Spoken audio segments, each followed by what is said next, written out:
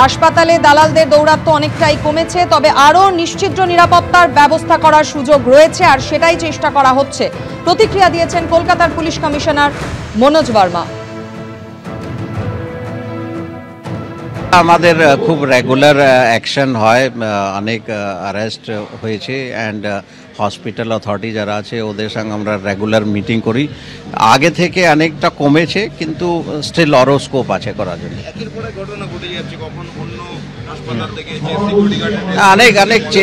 অনেক চেষ্টা করা হচ্ছে।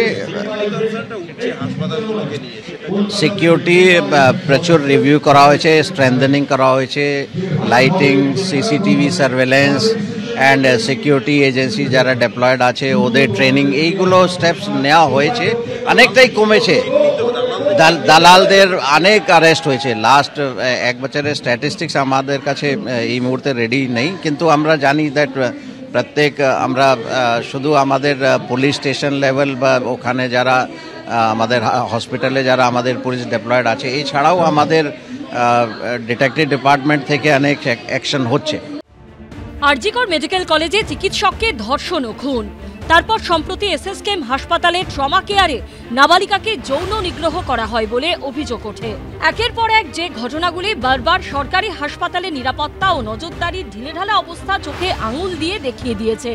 এই ঢিলেঢালা পরিবেশের মধ্যে রমরমিয়ে চলছে দালাল চক্র। আর এই নিয়ে যখন রোগীর আত্মীয়দের মধ্যে ক্রমেই ক্ষোভ বাড়ছিল, তখন এসএসকেএম ও কলকাতা মেডিকেল কলেজ থেকে দুই দালালকে গ্রেপ্তার করল লালবাজারের গোয়েন্দা বিভাগ। এসএসকেএম থেকে গ্রেপ্তার করা হয়েছে গোলাম রসুল নামে একজনকে, যিনি বীরভূমের বারগ্রামের বাসিন্দা। পাশাপাশি কলকাতা মেডিকেল থেকে গ্রেপ্তার করা হয়েছে সচিন রাউত নামে আরও একজনকে, যিনি কলকাতারই বাসিন্দা। রোগীর যারা আত্মীয়রা রয়েছে তাদের কাছে গিয়ে বলছেন তিনি যে রোগীকে ভর্তি করিয়ে দেবো টাকার বিনিময়, এবং তিনি হাসপাতালের সঙ্গে যুক্ত বলে সেই বক্তব্য সেটা রাখা হচ্ছে।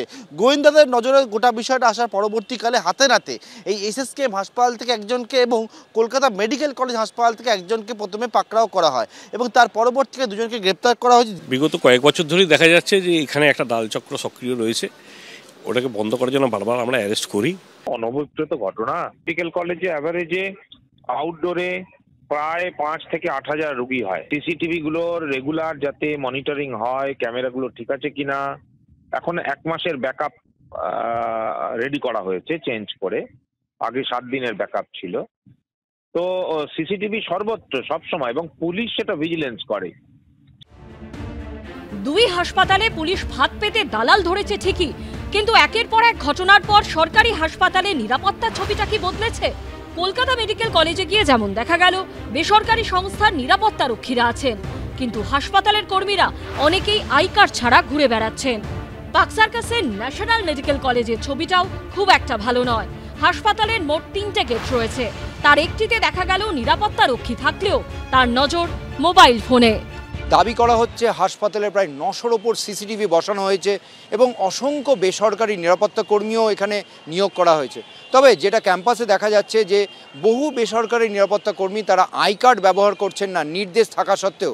অন্যদিকে আজকেই একজন দালাল গ্রেপ্তার হওয়াতে কলেজ কর্তৃপক্ষের তরফ থেকে নজরদারি বাড়ানো হয়েছে বলে দাবি করা হচ্ছে।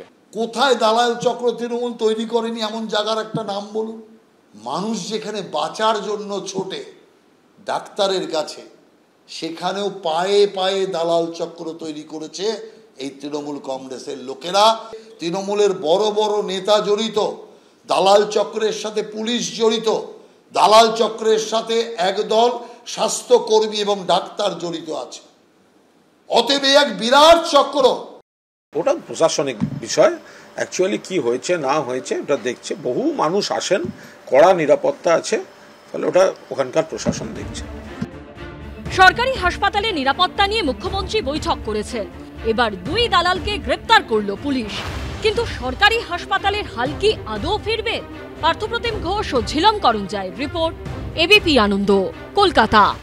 এবিপি আনন্দ, এগিয়ে থাকে, এগিয়ে রাখে।